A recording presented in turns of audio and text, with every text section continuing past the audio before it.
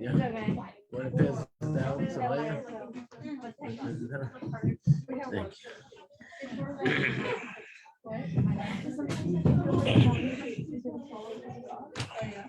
Or like if you not like focus study.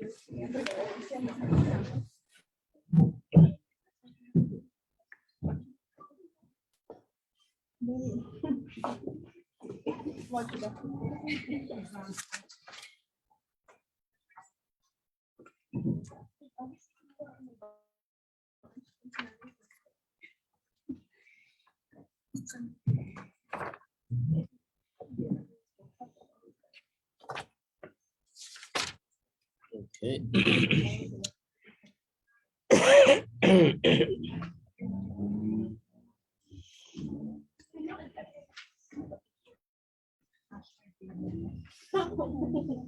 We're learning.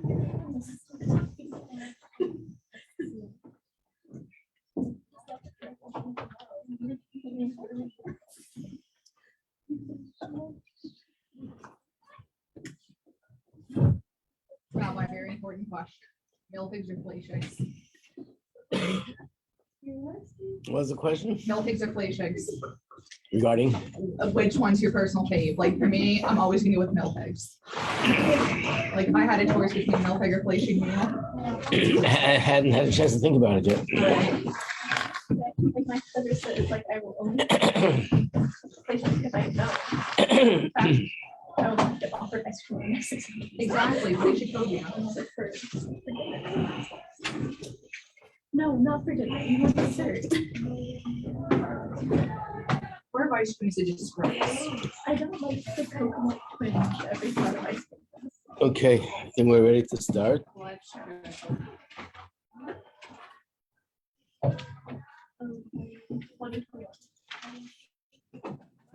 Wow. So the last thing we spoke about was the power of action, how the main thing is action. And we had to explain number 4, number 5. Before I do number 4, number 5, I want to go back on one thing when we spoke about Lashon Hara, that there's actually an expression we find in the Rebbe's letters to people, or even in Sichos, where the Rebbe tells people, don't talk Lashon Hara even on yourself. What does that mean? Well, it's not nice to talk about other people's negative traits. That's inappropriate. Okay, that's other people. What about self? I talk against myself. What does that mean? What's wrong with that? It's me, and it's me talking about me. So if you understand Lashon Hara the way we explained it yesterday, on a simple level, then it's very hard to understand why it should apply to myself. It's only about one person talking about other people. But if you understand Lashon Hara the way we explained it according to Chassidus, that Lashon Hara means when I speak about other people's negative traits, speaking about it is actually reinforcing the negative trait in the person. It's like a wireless connection. I'm sitting here and I'm talking about somebody who lives miles away, but I'm talking about their negative character traits. So the power of speech is so powerful that if I talk about that person's negative character traits, I am reinforcing, strengthening the bad traits in that person.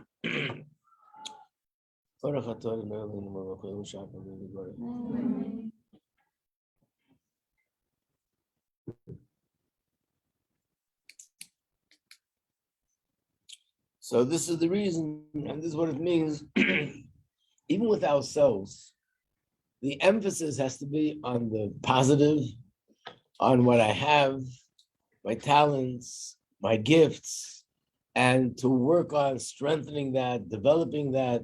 Yes, of course, if I have a negative character, I have to work on it. But the emphasis, the focus has to be on the positive, not on the negative. Because if you bring in enough light, that will get rid of the darkness. Yeah. How do you do that without seeming like a jerk? Like if you're only talking about like positive things about yourself and not. No, I don't mean I'm walking around boasting to people and saying, I'm the greatest, there's nobody like me. I'm so humble, there's nobody as humble as I am. It means me, myself, and I, the way I look at myself. Because the truth is, every person has positive traits, has negative traits. Lashon Hara is when a person becomes very focused about the negative. Just like we talk about life in general. There are people that are more pessimistic and happier, and people that are more and upset and down, and people are more optimistic. They look at things in a good light. Now, everybody has positive and negative things happening in their life. But the difference is that the optimist is just a person by nature. They're always looking. What does it mean looking? Focusing. That's what registers in their head more is the positive rather than the negative.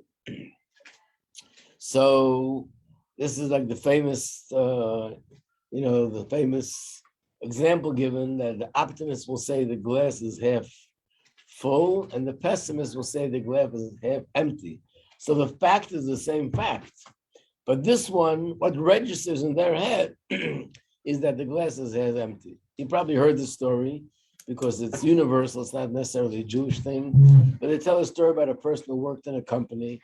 He worked there for 40 years. And after 40 years working there, he did something, made a big mistake, caused the company to lose money. And the board in charge of this company had a meeting and they decided to fire him. And he asked that before he leaves the company, they should give him an opportunity to meet with the whole board and made that decision. And he said to them, I'm working with the company for 40 years. And then he turned to the blackboard. Oh, very good, it's perfect. Turned to this board. It looked like this, a whiteboard. And he walked over and he made this in the middle here. A little round circle, black. And then he said to them, what do you see? What did everybody say? We see a black dot in the middle. And he said, look, all this is white.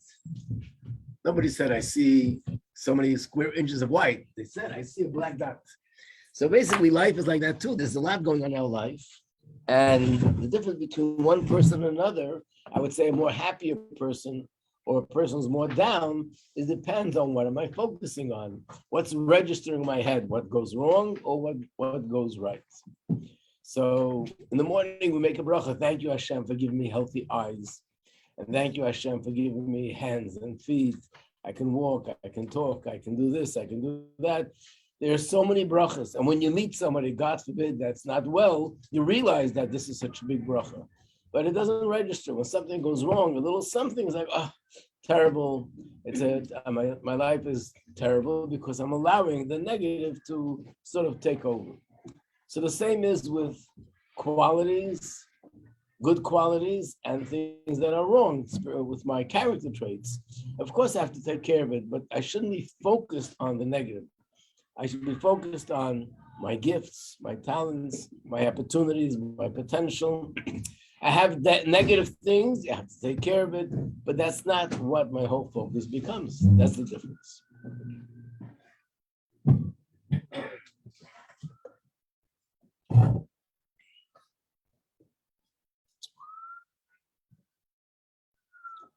Okay, so what are the two things that we left last time is number 4, number 5.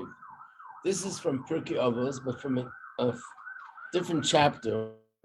It says like this: a person whose wisdom is more than his good deeds, his wisdom won't last. A person that has good deeds are more than his wisdom will last. What does it mean that his wisdom is more than his good deeds, or the good deeds are more than his wisdom? It doesn't mean that we're counting it or weighing it on a scale, but more means to the person what has more importance. There's one person that he's academic, he studies, he likes to gain wisdom, become intelligent, learn Torah, and that's more important to him than the action, than doing good things. and making sure that everything I do is done the right way, in a refined way. I'm not hurting any other person's feelings. He's not so focused on that. He's focused mainly on learning and understanding and philosophizing. And that's what Torah is all about. It's a very deep academic experience. So that person, obviously that's the wrong approach, because the main thing has to be action. But what the Mishnah is saying is not only is not going to have the action the way it should be, but even his learning and understanding is also going to be, is not going to last. The knowledge that he has and the Torah that he studies won't last. A person that the most important thing to him is the action, that's the person that his knowledge will endure, which means it'll last. So this is the question: why would the knowledge not last? What happens if a person studies and knows tons and tons and tons of information, but doesn't really improve his life, doesn't really act the way he should act? So I can understand that's terrible fault, but why does it take away from the knowledge? Why we say his knowledge won't last?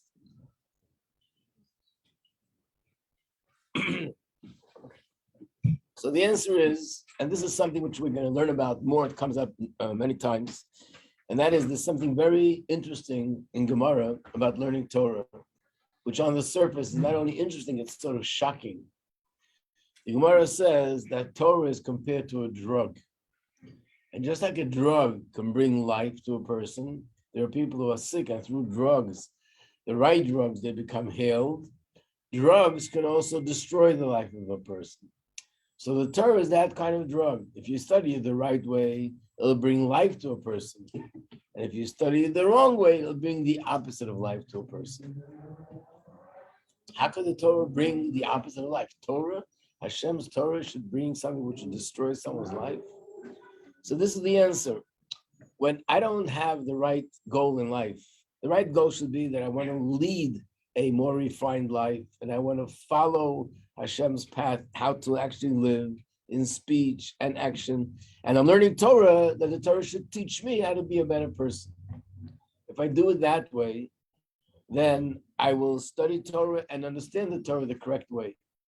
But if my goal in life is not to become a better person, on the contrary, I just want to do what I feel good about doing, ultimately, the Torah that I'm studying will not be true wisdom. I will end up distorting and changing the Torah in order to accommodate me to do what I want. For example, there are different movements that came up in Jewish history that not only they were not so consistent with Torah, these were movements that were against Torah, aggressively fighting Torah Judaism. One of them was the Tzedukim, we spoke about that. This was a group of people that came up in the times of the Second Temple, and it was a man by the name of Tzaddik. He was the founder of this movement. And this movement, they say they only believe in the written Torah and they don't believe in the oral Torah. So therefore, they did Shabbos, Kashrus, family purity, Torah study, Pesach, Shavuos, Rosh Hashanah, everything they did different than what we do, because they didn't follow the oral Torah. That movement became pretty close to non-existent. There was a movement in Europe which was called the Enlightenment movement. That movement is also non-existent. It turned into what we know today as the Reform movement. But everyone knows that the Reform movement today, most of the people, unfortunately, in the Reform movement are not from Jewish origin. It's from mixed marriages. A lot of them were converted Reform. And the people who are part of the Reform movement a generation or two ago are no longer even associated with Judaism. They're basically uninvolved with Judaism. So there are movements that come up. Take, for example, the Enlightenment movement. You know who founded the Enlightenment movement? A Torah scholar. His name was Moses Mendelssohn. He was a Torah scholar. He wrote books, commentary on Torah. He had vast knowledge of Torah. But his ideas, in terms of belief in Hashem, were compromised. And as a result of that, he created this movement. And he himself had 7 sons that all 7 of his sons converted to Christianity at the end. How did that happen if he has so much Torah knowledge? So the answer is, he looked into Torah and he read different things. And because he had his own agenda, he ended up interpreting the words of Torah that it should serve him. In other words, he didn't look into the Torah to see what the Torah says. He looked into the Torah to find a way of interpreting it to justify that he can do what he wants to do.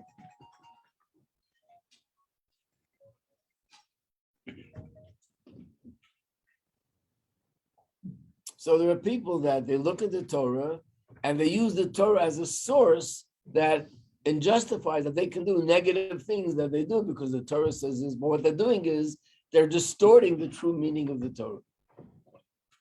Another example is one of the people that I would say in the entire history of the Jewish nation, there's probably very few or maybe nobody that compares to him in terms of the damage that he did.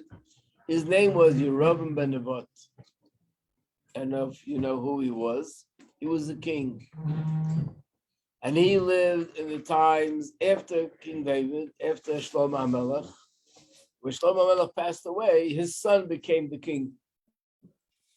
And he became a king, and he opposed King David, King Shlomo HaMelech. So he became the king of the 10 tribes, and Shlomo HaMelech's son became the king of 2.5 tribes.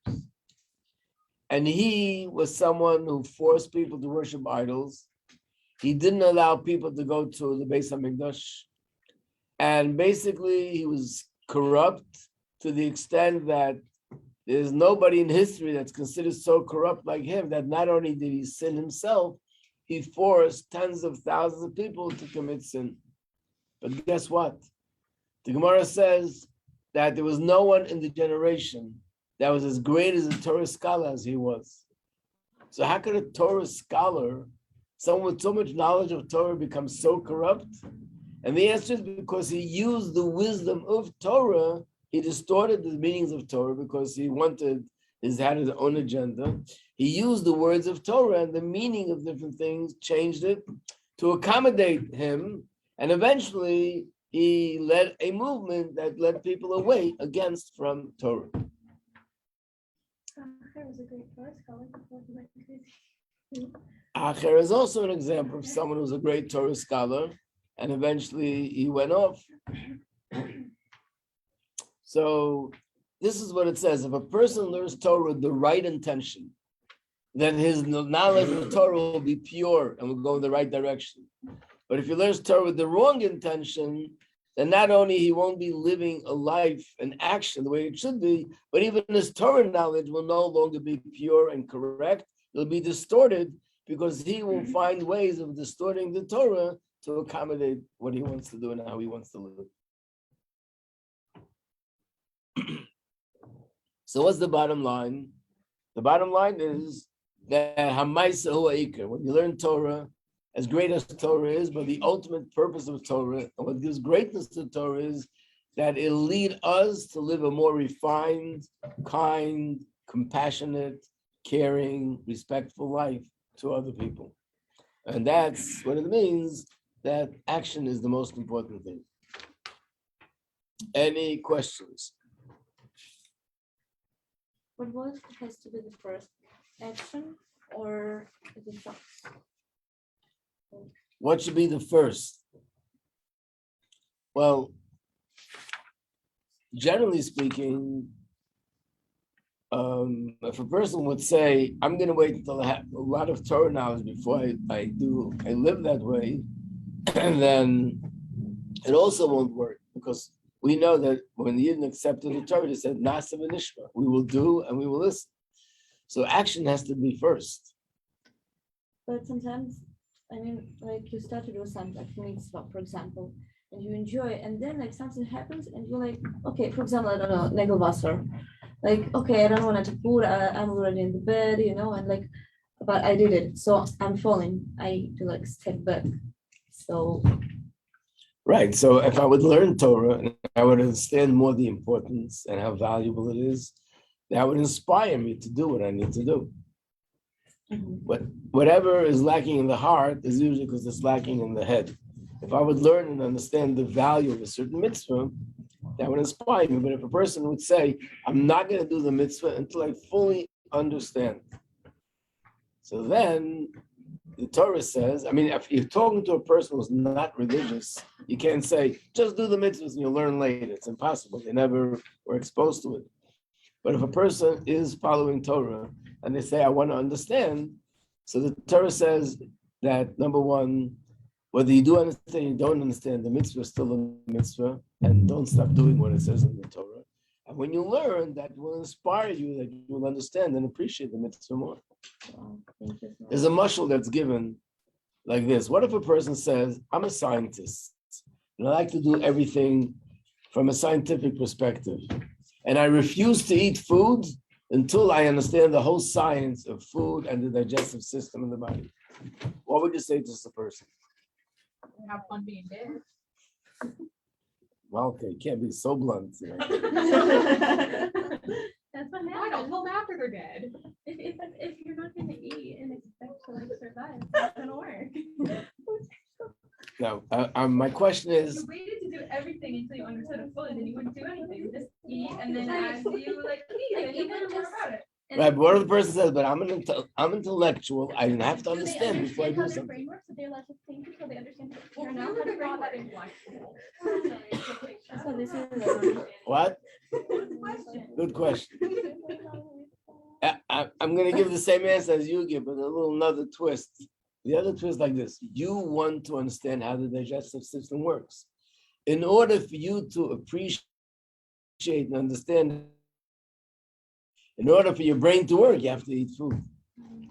In other words, you want to appreciate how you by feel. eating food, that will enable you to learn and understand how the digestive system works.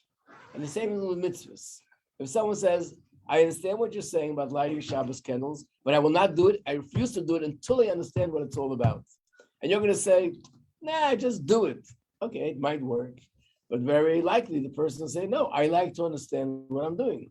So we can say to them, let me tell you something. If you light Shabbos twice, 3 times, that will enable you to be able to learn and understand and appreciate the depth of Shabbos candles more than if you don't light the Shabbos candles. Because lighting the candles itself brings a certain spirituality into a person's life, and that will enable them to appreciate what candles are all about.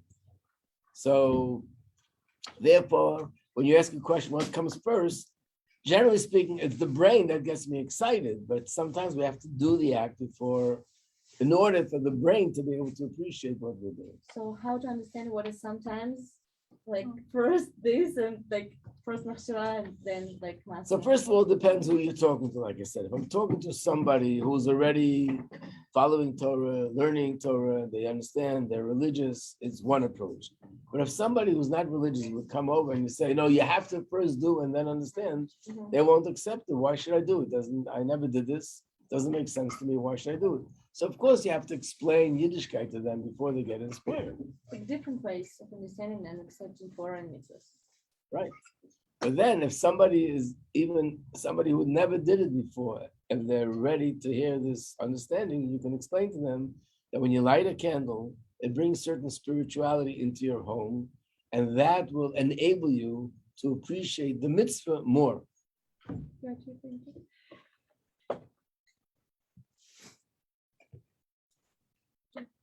And especially when you study Chassidus, we understand that mitzvahs accomplish amazing things, whether I do understand or I don't. Like I said, if you turn on the switch, whether I understand how electricity works, I don't understand. If I take my thumb and I push this up, the light will go on. Mhm. So when you do a mitzvah, it accomplishes things spiritually in the world. If I do understand, I'll be more excited, I'll be more appreciative. If I don't understand, I won't. But I should know that whether I do understand or not, the act of a mitzvah is accomplishing things in the world and in my life. You know, sometimes people in Mitzvah will meet someone and say somebody's sick in the family. And they'll say, why don't you write to the Rebbe? And they would write to the Rebbe, and the Rebbe would write back, check the mezuzah in the house, or put up a mezuzah in the house. And they don't see the connection. But they want their child to become well, So they'll say, okay, put up a mezuzah. They don't understand it. Now, whether they do understand or don't, the fact is that you put a mezuzah on the door, it brings a certain godly light into this house, and that brings healing to the child. So that's the way it is with mitzvahs. Whether we understand or not, the mitzvah itself accomplishes something spiritually, which has an effect on us down here. Okay. Now let's go back to a page which we didn't go into, and that's 18. There was a third part to the Mishnah. It said you should always receive every person with a cheerful face. Music, like, It's not even good.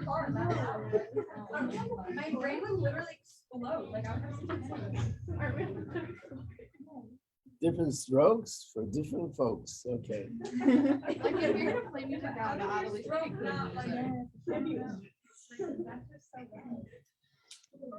On this page, you have two quotes. Both are saying the same thing. The wording is a little bit different. One says, receive every person with a cheerful countenance, cheerful face. And the other one says, have a mekabeles kol adam b'simcha. Both are from Pirkei Avos. She always accept people with joy. So basically what this means is that I'm sure you might, maybe it never happened to you, but you might have heard that it happened to somebody on the planet, that they said hello to someone else, and the other person gives them a very, either they don't even respond, or they give them a very sour hello. Why? Not so much because they're upset at them, they're just not in a good mood right now, and therefore they're that way. But the other person who got the sour hello feels hurt.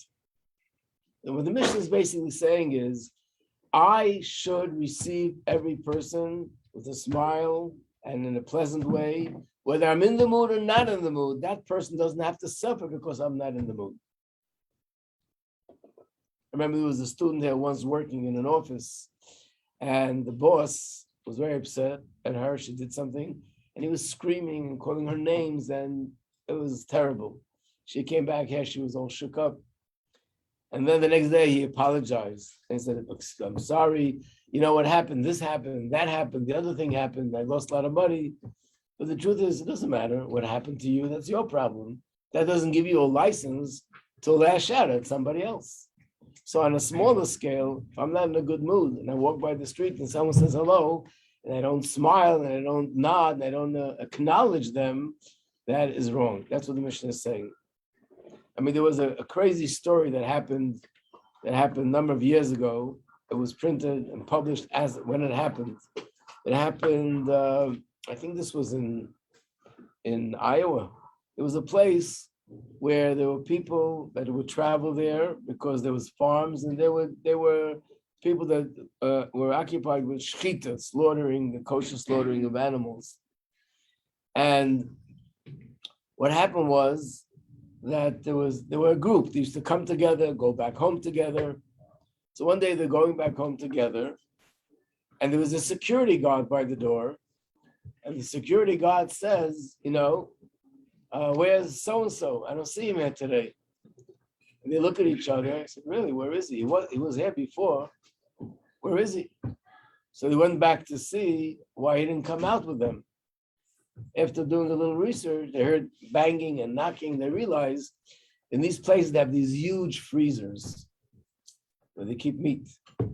And the freezers can only be opened from the outside, not from the inside. So this person went in to get something, the door locked on him, and he was stuck in there. If God forbid he would have been there all night, he wouldn't survive. So it was a miracle that they went in and they found him and they opened the door and he was able to get out. So later when they got out, they asked the security guard, how did you realize that he was missing? So he said, every day when you guys go home, there's only one of you that smiles to me and says, good night. And tonight I didn't see him. So I asked where he was. So the fact that he smiled at him actually saved his life as a result. So that's what it means. You should always receive other people with a pleasant face and with a happy face. So now we're going to go to a new Mishnah, Mishnah 18, and I think this is the last Mishnah in this chapter.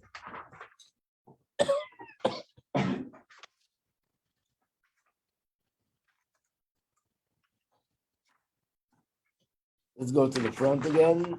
Yep, it's the last Mishnah. Rav Shimon ben Gamliel Omer. Rav Shimon ben Gamliel says, Al shlosha dvarim ha'olam kayim, the world rests on three principles. What are the three principles? Justice, truth, and peace. As it says, Emes mishpat shalom shiftu b'shareichem, which means you should administer truth, peaceful judgment in your gates. Three things.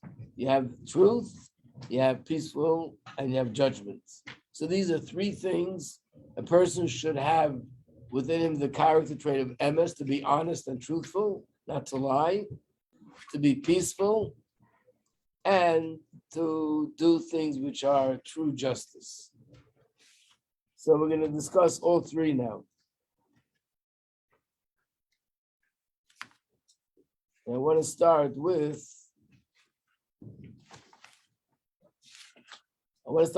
page 23, which is emes. Oops, it's 3 o'clock. Didn't read it. Okay, to be continued next week in Mitzvah Shem. Okay.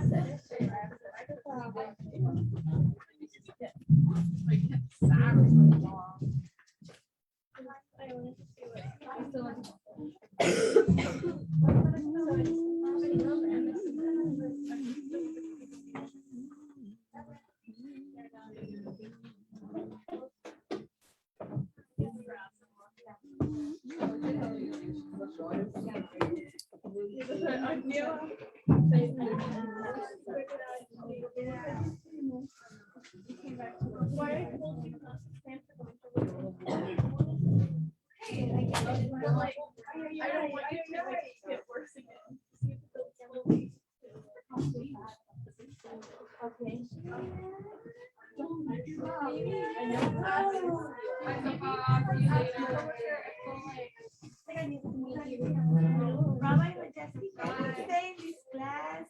No, no way. Please. $100. I would pay more actually. No more than $100. I love it.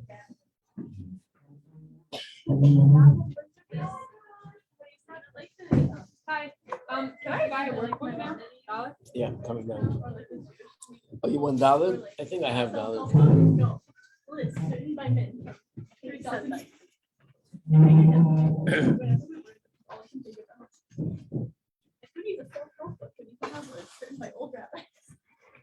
Pirkei Avos. What about it? Someone like read a tweet that was like, "We need self-help books. You can just have lists written by old rabbis." Thank you. That's self-help. I think it's.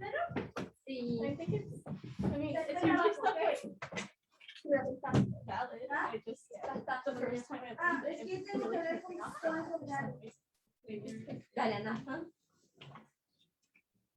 But yeah, I just think it was the right time of day, week for it. Like, right, everyone. Oh, you're not part of the group. I'm still in the group chat. Oh, okay. Yeah, I just like to make sure I add everybody. Yeah, it was during, we could have picked it. It was like right after lunch. It was like 6 p.m.